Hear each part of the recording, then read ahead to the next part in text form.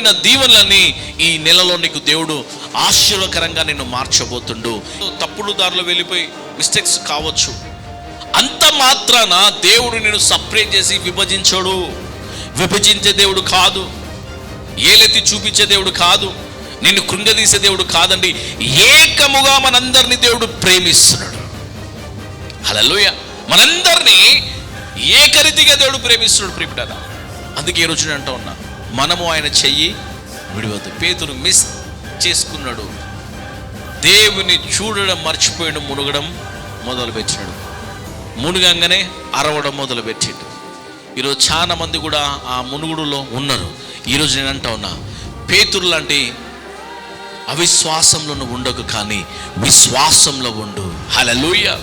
మీ శరీరాలని దేవునికి సమర్పణ చేసుకోండి. మీరు ఏమి విత్తుతారో అదే పంట కోస్తారు.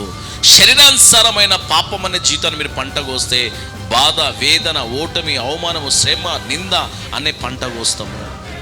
అదే దేవునితో మనం కనెక్ట్ ఉంటే, ఆత్మీయలో మనం కలిసి ఉంటే, ప్రభుతో మనం సావాసం చేస్తే, శ్రమ ఉన్నా కూడా ప్రభువు నిన్ను సరైన మార్గంలో నడిపించి సమృద్ధిగా నిలబెట్టగల శక్తిమంతుడు.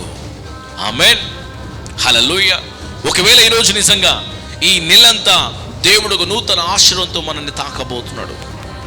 ఈ నెలలో దేవుడు నిన్ను మంచి ఉన్నతమైన ప్లేస్లోకి దీన్ని తీసుకెళ్ళబోతుండు.